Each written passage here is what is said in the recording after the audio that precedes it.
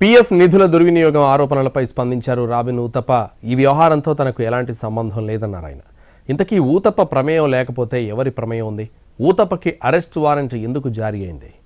బెంగళూరుకు చెందిన సెంటరస్ life style ఉద్యోగుల నుంచి వసూలు చేసిన సొమ్ము పీఎఫ్ ఖాతాల్లో జమ కాలేదు. దాదాపు 23 లక్షల రూపాయల మేరకు మోసం జరిగినట్టు పీఎఫ్ రీజనల్ కమిషనర్ గుర్తించారు. దీనిపై కేసు నమోదు చేశారు అధికారులు. ఈ విషయంలో మాజీ క్రికెటర్ రాబిన్ ఊతప్పకు అరెస్టు వారెంట్ జారీ అయింది. కానీ తనకి ఏ పాపమో తెలియదంటున్నారు ఊతప్ప. 2018-19 మధ్యకాలంలో సెంటరస్ లైఫ్ స్టైల్ కు తాను డైరెక్టర్గా వ్యవహరించినట్టు చెప్పారు ఊతప్ప. తాను కూడా పెట్టుబడి పెట్టడం వల్లే ఆ పదవి ఇచ్చారని తెలిపారాయన. లోన్ల రూపంలో తాను నిధులు సమకూర్చినట్టు చెప్పారు. అంతే తప్ప తానెప్పుడూ యాక్టివ్ ఎగ్జిక్యూటివ్ రోల్ను పోషించలేదన్నారు.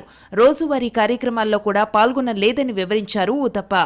ప్రొఫెషనల్ క్రికెటర్గా, టీవీ ప్రెజెంటర్గా, కామెంటేటర్గా బిజీగా ఉండటం వల్ల కంపెనీ వ్యవహారాల్లో తలదూర్చలేదని తెలిపారు. అయితే తానిచ్చిన ఫండ్స్ను కూడా సెంటరస్ లైఫ్ స్టైల్ తిరిగి చెల్లించలేదని వివరించారాయన. దీంతో డైరెక్టర్ పదవికి రాజీనామా చేశానని, సంస్థపై న్యాయపరమైన చర్యలు తీసుకునేందుకు సిద్ధమైనట్టు తెలిపారు. కానీ ఉద్యోగుల నుంచి వసూలు చేసిన సొమ్ము చెల్లించాలంటూ పీఎఫ్ అధికారులు తనకు నోటీసులు ఇచ్చారన్నారు. ప్రస్తుతం ఈ అంశాన్ని తన న్యాయ బృందం పరిశీలిస్తున్నట్టు తెలిపారు ఊతప్ప.